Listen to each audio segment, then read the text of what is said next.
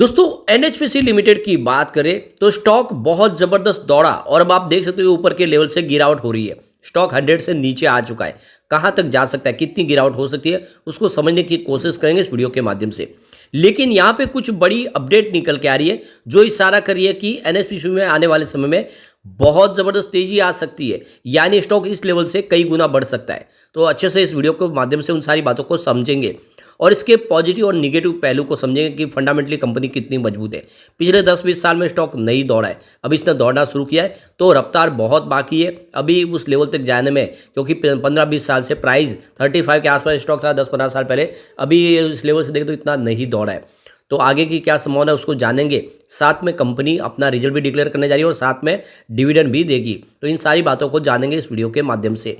लेकिन फ्रेंड, उससे पहले अगर आप पहली बार हमारे चैनल पे आए तो चैनल को सब्सक्राइब कर दीजिए, एक बेल आइकॉन दबा दीजिए ताकि जब भी नया वीडियो बने पहला नोटिफिकेशन आपको मिले। वीडियो पसंद आए तो लाइक से जरूर कीजिए। चलो फ्रेंड्स, वीडियो स्टार्ट करते हैं। मैं हूँ आपका दोस्त एस.बी. दवे और हमारे अपने चैनल ऑनलाइन कमाई में आपका बहुत बहुत स्वागत है।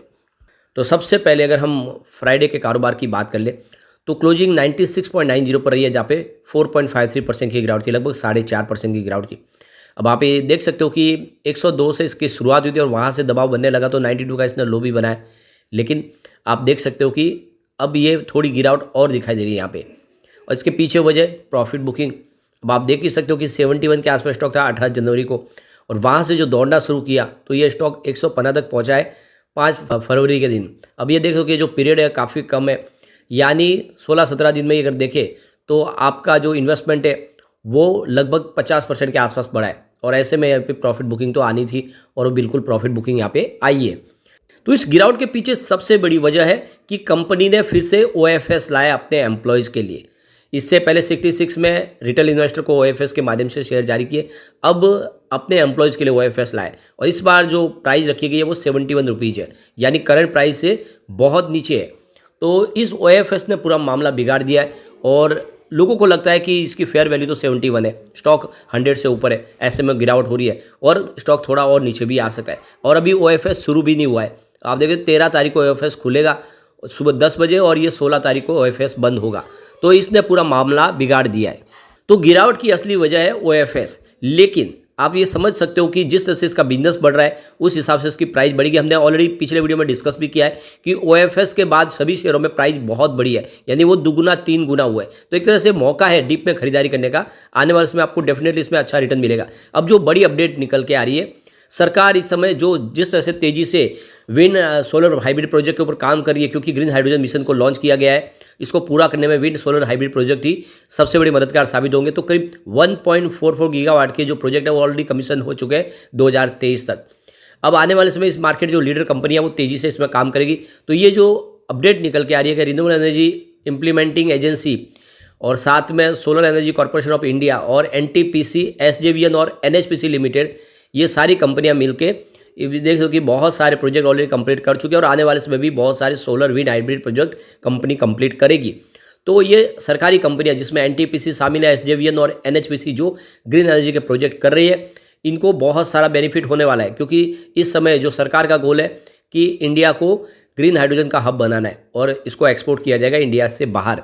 इस समय हम 85% फ्यूल इंपोर्ट करते हैं, जिससे हमारी सारी इकोनॉमी को बहुत सारा डेंट लगता है और इससे हमको तकलीफ पड़ती है क्योंकि सारा पैसा हमारा तेल में खर्च हो जाता है। और इसीलिए एक नया वैकल्पिक फ्यूल बनाना है ग्रीन हाइड्रोजन, जो आने वाले समय पेट्रोल डीजल की जगह ले लेगा। और इसमें आप देख दो कि एनएचपीसी एक बड़ा मददगार साबित होगा।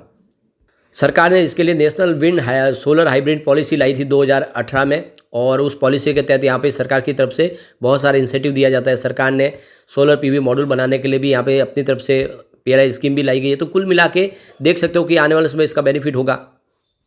दूसरी तरफ देखें तो इंडिया एनर्जी वीक जो शुरू हुआ था गोवा में 3 दिन के लिए रखा गया था, उसमें आप देख सकते हो कि बहुत सारे फैसले लिए गए। विश्व के काफ़ी देश है जो यहाँ पे आए हैं और ग्रीन हाइड्रोजन को लेकर आगे बढ़ने के लिए ऊपर पूरा दिशा निर्देश तय किए गए, किस तरह से आगे बढ़ना है, किस तरह से जॉब क्रिएट होंगे। तो इस ग्रीन हाइड्रोजन मिशन के तहत इंडिया को विश्व फलक पे सबसे ऊपर लेके जाना है और यह ग्रीन हाइड्रोजन इंडिया के लिए गेम चेंजर साबित हो सकता है।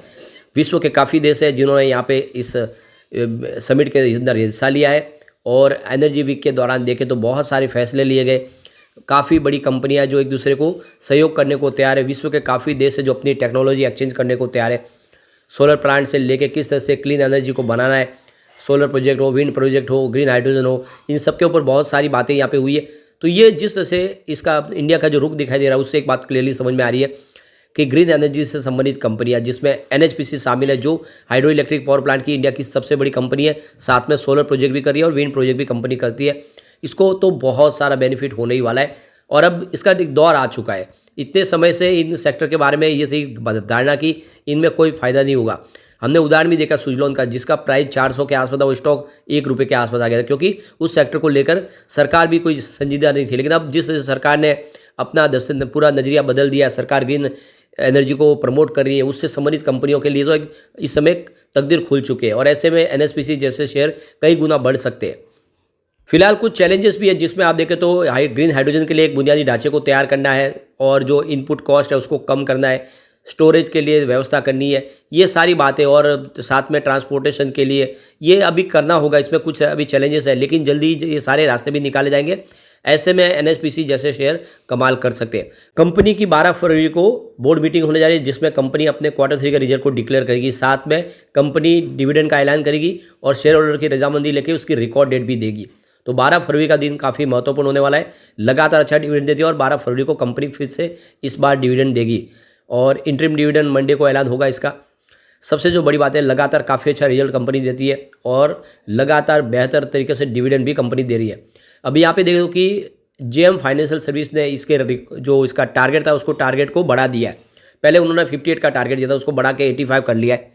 जेएम फाइनेंशियल सर्विस का कहना है कि 100% ग्रीन एनर्जी का पोर्टफोलियो लेकर कंपनी आगे बढ़ रही है और जिस तरह से इस समय सरकार इस सेक्टर के लिए हर एक बाद में अनाउंसमेंट कर रही है और ज़्यादा से ज़्यादा ग्रीन एनर्जी को प्रमोट कर रही है, ऐसे में ये स्टॉक कमाल करेगा। उन्होंने इसकी रेटिंग को, पहले जो रेटिंग है उसको होल्ड की रेटिंग, इसको बाय की रेटिंग पे लाया और अब देख सकते हो कि इसका जो टारगेट है उसको भी 85 कर दिया, यानी स्टॉक के नीचे जाने की संभावना यहाँ पे बहुत कम है। भले ही 71 में अपने एम्प्लॉयज़ के लिए शेयर जारी किए हो, लेकिन इसकी प्राइस इतनी नीचे नहीं जाएगी। 80 से या 85 से स्टॉक फिर से बाउंस बैक देगा और इस बार जब दौड़ेगा तो 200 बहुत जल्द बता सकता है। ऐसे में आपके लिए बहुत अच्छा मौका है कि खरीदारी आप कर ले। सबसे बड़ी बात है कि साल में 2 बार डिविडेंड देती है कंपनी। 2023 में भी 2 बार डिविडेंड दिया, जिसमें एक बार आप देखिए 4.5% और एक बार देख सकते हो कि 14% का डिविडेंड मिला है, यानी ₹1.40 और 45 पैसे, यानी कह सकते हैं लगभग ₹2 का डिविडेंड। तो ये देख सकते हो कि आपने 2023 में ही कंपनी ने दिया है। इसके अलावा 2022 में भी देखें तो 1.31 रुपीज़ और 0.50 रुपीज़ डिविडेंड कंपनी ने लगातार दिया है। तो फाइनल और इंटरिम डिविडेंड लगातार कंपनी दे रही है। साल में 2 बार डिविडेंड कंपनी दे रही है, काफ़ी अच्छा डिविडेंड मिल रहा है और ऐसे में जो डिविडेंड पे कंपनियां हैं उनमें आपको इन्वेस्टमेंट करना चाहिए। आने वाले समय ये आपको मालामाल कर देंगे। सबसे जो बड़ी बात है, फंडामेंटली कंपनी बहुत मजबूत है। इसके सारे के सारे जो पॉइंट है वो पॉजिटिव। आप देखो कि एनुअल रेवेन्यू 11.15% रहा है, जहाँ पे देख लो कि लास्ट ईयर 11,284 करोड़ के आसपास रही है, पॉजिटिव पॉइंट है। सेकंड पॉइंट निगेटिव वो है क्वार्टरली रेवेन्यू, जिसमें 12.92% की गिरावट हुई है, जो ईयर ऑन बेसिस पे 3,113 करोड़ के आसपास रहा है। लेकिन तीसरा पॉइंट फिर से पॉजिटिव और वो है एनुअल नेट प्रॉफिट, जिसमें 10% की शानदार वृद्धि है, जो लास्ट ईयर 3,889 करोड़ रहा है। एक और पॉइंट पॉजिटिव वो है क्वार्टरली नेट प्रॉफिट, जिसमें 0.67% की वृद्धि है, जो ईयर ऑन बेसिस पे 1,545 करोड़ के आसपास रहा है।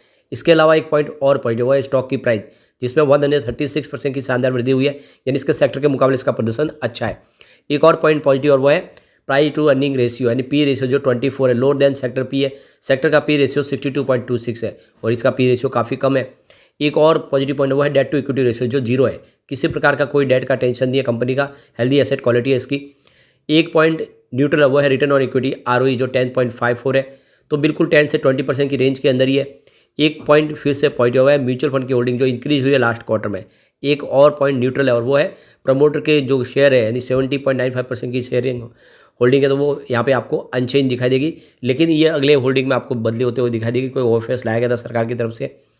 एक और पॉइंट पॉजिटिव हुआ इंटरेस्ट कवरेज रेशियो, जो 14.65 है, हायर देन 1.5 है, तो यह इसके लिए एक पॉजिटिव पॉइंट है, क्योंकि कंपनी अपने इंटरेस्ट पेमेंट को आराम से चुका सकती है। एक और पॉजिटिव पॉइंट हुआ है प्रमोटर के 0 प्लेस शेयर है, कोई सरकार के शेयर गिरवी नहीं है।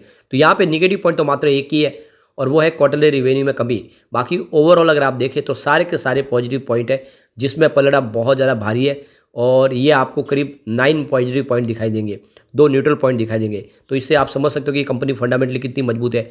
दाव लगाना चाहिए। मुझे लग रहा है कि आने वाले 5 सालों में ये स्टॉक आपको कम से कम 500 का टारगेट दिखा सकता है। तो दाव आपको लॉन्ग टर्म का लेके निवेश करना चाहिए इस स्टॉक के अंदर। लेकिन फ्रेंड, कोई भी इन्वेस्टमेंट करने से पहले अपने फाइनेंशियल एडवाइजर से बड़े ले ले या अपना खुद का रिसर्च करें, क्योंकि मैंने वीडियो आपके एजुकेशनल पर्पज़ के लिए ही बनाया। वीडियो पसंद आए तो लाइक से जरूर कीजिए और चैनल को सब्सक्राइब कर दीजिए। Thank you friends.